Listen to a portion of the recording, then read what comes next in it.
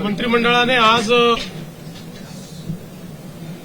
पुणे येथील छत्रपती संभाजी महाराज यांच्या नावाने जे विमानतळ नव्याने पुरंदर येथे होणार आहे त्याच्या भूमी अधिग्रहणाला मान्यता दिलेली आहे आणि त्याकरता जो काही निधी आहे तो निधी उभारण्याकरता देखील मान्यता दिलेली आहे। या संदर्भातली प्रोसेस आम्ही जवळपास अंतिम टप्प्यात आणलेली आहे। एकूण 96% लोकांनी कन्सेंट दिलेला आहे। त्यामुळे आता लगेच प्राइस निगोसिएशन करून कन्सेंट पद्धतीनं जमीन अधिग्रहण केलं जाईल। ज्यांची कन्सेंट आली नाही त्यांचे काही कायदेशीर अडचणी दिसत आहेत त्या देखील आम्ही दूर करू आणि साधारणपणे 1 जूनपर्यंत हे भूमी अधिग्रहण करावं असा आमचा प्रयत्न आहे।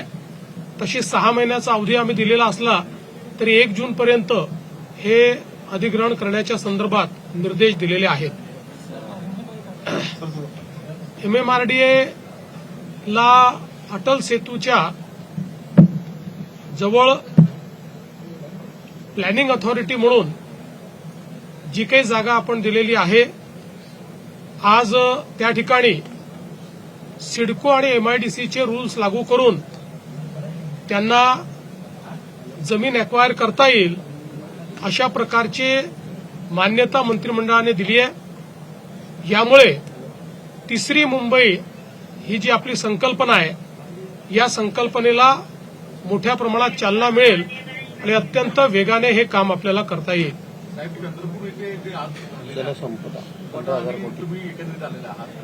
एक मिनिट,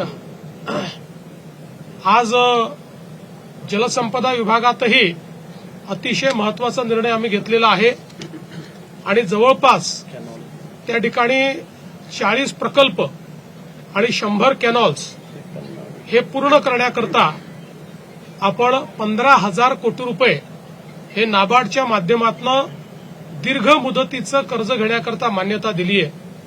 जे प्रकल्प आपण घेतलेले आहेत हे सगळे असे प्रकल्प आहेत की जे पुढच्या 1 ते 2 वर्षात पूर्ण होऊ शकतात, ज्यांचं अंतिम टप्प्याचं काम बाकी आहे आणि हे सगळे कॅनॉल्स आहेत की ज्याची एफिशियन्सी संपलेली आहे, त्याला नव्याने लाईनिंग करण्यात येणार असून आणि त्याचं अद्ययावतीकरण आपण करणार आहोत।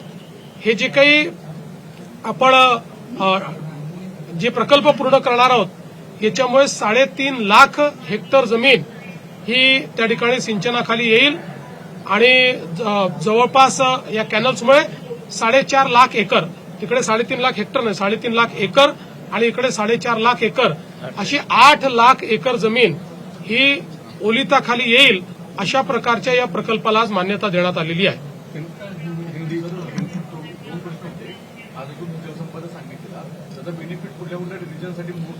हे सगळ्या रिजनला याचा फायदा होणार आहे। सगळ्या रिजनमधले अपूर्ण प्रकल्प हे याच्यामध्ये घेतलेले आहेत आणि सगळ्या रिजनमधले जे कॅनल्स आहेत ते कॅनल्स याच्यामध्ये घेतलेले आहेत। या संदर्भात एक मोठा अभ्यास हा मित्राच्या माध्यमातून आपण केला होता आणि एफिशियन्सी वाढवण्याच्या दृष्टीने, कारण आपल्याला माहिती आहे की 8 लाख एकर आपल्याला जर अन्यथा नव्याने इरिगेशन तयार करायचं असेल तर त्याचा खर्च हा किमान 1 लाख कोटी रुपये आहे, पण 15,000 कोटी रुपयांमध्ये आपण ते अचीव्ह करू शकणार आहोत। एफिशियन्सी आपण वाढवतो।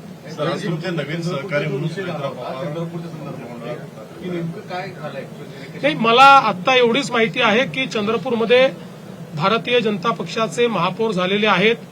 महापौरांना माझ्या मनपूर्वक शुभेच्छा आहेत। आता त्या ठिकाणी काय अलायन्सेस आहेत ते कुठल्या पद्धतीने केलेले आहेत याची माहिती मी आपल्याला यानंतर घेईन, त्यावेळेस देईन। आज तुमच्यासोबत सहकारी सुरेंद्र पवार लागलेले आहेत, विलिनीकरण सुद्धा राष्ट्रवादी चर्चासभा। बघा, आज पहिल्यांदा तर मंत्रिमंडळाची अजितदादांच्या दुःखद निधनानंतर पहिली बैठक असल्यामुळे आज त्यांचा शोक प्रस्ताव आम्ही त्या ठिकाणी मंत्रिमंडळाने मान्य केलेला आहे। आज सुनेत्राताई पवार यांची पहिली मंत्रिमंडळ बैठक होती, पण दुखवटा असल्यामुळे आम्ही केवळ शब्दसुमनाने औपचारिक त्यांचं स्वागत केलेलं आहे आणि मला विश्वास आहे की त्यांच्या नेतृत्वामध्ये राष्ट्रवादी काँग्रेस पक्ष कालच्याही निवडणुकीत अतिशय चांगला परफॉर्मन्स त्यांचा राहिलेला आहे आणि भविष्यातही चांगल्या पद्धतीने काम करेल. बाकी विलिनीकरणाचे वगैरे जे विषय आहेत ते त्यांच्या पक्षाचे विषय आहेत. त्या विषयात मी बोलणं योग्य होणार नाही. त्यांचा पक्ष त्या संदर्भात बोलेल. देवेंद्र जी, आज हिंदी में बताइए कि आज कैबिनेट तर ती वेळच आलेली नाही ना. जेव्हा वेळ येईल ते जर आम्हाला अधिकृतरित्या येऊन सांगतील की आमचं काही ठरलं आहे तर त्यावेळेस याच्यावर मी प्रतिक्रिया दिली पाहिजे. रोज पतंगी उडवायच्या कशा करता. हिंदी में आज सर मराठी फक्त सर ठाणे आणि ठाण्यामध्ये 2 मेट्रो प्रकल्प ऑलरेडी तयार झालेले आहेत. त्याचं उद्घाटन कधी साधारणतः अपेक्षित कारण की लोकांना नाही, आता काय आहे की त्याचं अंतिम सर्टिफिकेट हे कधी येईल आणि ते सर्टिफिकेट आल्याबरोबर आम्ही त्याचं उद्घाटन करू. देवेंद्र जी, हिंदी में बताइए, आज सुनेत्रा पवार उप मुख्यमंत्री के तौर पर आपके कैबिनेट मंत्रिमंडल में शामिल हुए, कैसे आज? देखिए, आज अजीत दादा के दुखद निधन के बाद आज हमारी मंत्रिमंडल की ये पहली बैठक थी. इस बैठक में हमने स्वर्गीय अजीत दादा जी को श्रद्धांजलि अर्पित की. आज श्रीमती सुनेत्राताई पवार इनकी भी पहली मंत्रिमंडल बैठक थी. चूंकि आज शोक प्रस्ताव था इसलिए हमने केवल शब्द सुमनों से उनका बैठक में स्वागत किया है. मुझे अपेक्षा है कि उनके नेतृत्व में राष्ट्रवादी कांग्रेस पार्टी बहुत अच्छे तरीके से वे आगे ले जाएगी. अजीत दादा ने जिस प्रकार का नेतृत्व दिया उसी प्रकार का नेतृत्व देने का वो प्रयास करेगी. कल संपन्न हुए चुनाव में भी उनकी पार्टी को बहुत अच्छा यश मिला है. इसी यश को वो आगे भी कायम रखेंगे ऐसी मेरी अपेक्षा है. आज तीसरी मुंबई को लेकर के एक महत्वपूर्ण आप लोगों ने फैसला लिया है. साथ ही साथ पुणे के पुरंदर में एयरपोर्ट बनाने को लेकर भी जमीन अधिग्रहण को लेकर फैसला किया. देखिए, हम लगातार तीसरी मुंबई बनाने का प्रयास कर रहे हैं क्योंकि अटल सेतु के कारण मुंबई और नई मुंबई ये जुड़ गया है और एक बहुत बड़ा एरिया अब मुंबई को डीकंजेस्ट करने के लिए, नए बिजनेस डिस्ट्रिक्ट बनाने के लिए, फ्रंटियर टेक्नोलॉजीज के लिए और एक प्रकार से सभी प्रकार के अर्बनाइजेशन को अकोमोडेट करने के लिए हमको प्राप्त हो रहा है. उसका नियोजन हम लोग कर रहे हैं. उसी नियोजन के तहत एमएमआरडीए को अटल सेतु के पास करीब 200 स्क्वायर किलोमीटर की जगह ये हम लोगों ने दी थी. आज उस जगह में किस प्रकार से वो विकास करे, अगर उसको एक्विजिशन करना है तो उसके अलग अलग जो मेथोडोलॉजी है, जो आज जिस प्रकार से सिडको ने लोगों को साथ में लेकर अपना भी विकास किया और लोगों का भी विकास किया, वो जो सिडको की पॉलिसी है उसके साथ साथ एमआईडीसी की एक पॉलिसी है जिसमें पास थ्रू एक्विजिशन होता है. मतलब एक्विजिशन जिनके लिए करते हैं वो सीधे पैसे उसके देते हैं. ऐसे सारी प्रकार की पॉलिसीज ये एमएमआरडीए को हमने लागू कर दी है. तो बड़ी तेजी के साथ एमएमआरडीए इस क्षेत्र में जो तीसरी मुंबई का काम है वो कर पाएगा. पुरंदर में जो नया एयरपोर्ट हम बनाने वाले हैं उस एयरपोर्ट के जमीन अधिग्रहण को हम लोगों ने आज मान्यता दी है. उसमें करीब उसके लिए जो पैसा लगता है वो खड़ा करने के लिए भी हम लोगों ने आज मान्यता दे दी है.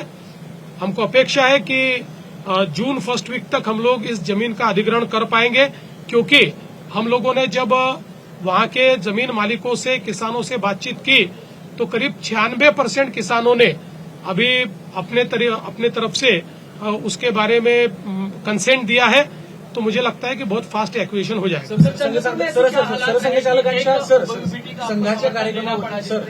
देखिए, अभी तो मैं कैबिनेट में था तब मुझे ये मैसेज आया है हमारे सुधीरभाऊ मुनगंटीवार जी का और किशोर जोरगेवार जी का कि चंद्रपुर में भारतीय जनता पार्टी के मेयर बने हैं. मैं हमारी महिला मेयर है, मैं उनको बहुत बहुत बधाई देना चाहता हूं. अभी इससे ज्यादा मेरी कोई बातचीत हुई नहीं क्योंकि आप लोगों ने कैबिनेट के तुरंत बाद मुझे पकड़ के यहां लाया है. तो मैं पूरी जानकारी लूंगा, उसके बाद आपसे बात करूंगा. संघाच्या कार्यक्रमावरती राज ठाकरेंनी टीका केली आहे. सरसंघचालकांनी मराठी भाषेसंदर्भात जे विधान केलं होतं ते कुठेतरी त्याला खोडून काढले आणि जी मंडळी कार्यक्रमाला उपस्थित राहिली होती ती मोदी सरकारच्या भीतीमुळे उपस्थित राहिली होती असं त्यांनी म्हटलंय. माझं तर अगदी स्पष्ट मत आहे की ज्या लोकांना निमंत्रण मिळालं नाही त्यांना वाईट वाटतंय आणि म्हणून ज्यांना निमंत्रण मिळालं त्यांच्यावर ते टीका करतायत. मला असं वाटतं की संघाचे 100 वर्ष पूर्ण झाले आहेत. 100 वर्ष पूर्ण झाल्याबद्दल संघाच्या संदर्भात लोकांना वाद अपवाद किंवा स्पष्ट माहिती मिळावी, लोकांच्या मनातले प्रश्न दूर व्हावेत, याकरता समाजातल्या विविध क्षेत्रातले, विविध जाती समाजाचे, विविध उद्योगातले असे सगळे लोक त्या ठिकाणी निमंत्रित केले होते. आणि आपण बघितलं असेल तर बहुतांश लोक असे होते की ज्यांचा कधीही संघाशी संबंध आलेला नाही. आणि विशेषतः 2 दिवस माननीय पूजनीय सरसंघ चालकांनी केवळ मार्गदर्शन केलं नाही तर आलेल्या प्रत्येक प्रश्नाला उत्तर दिलं.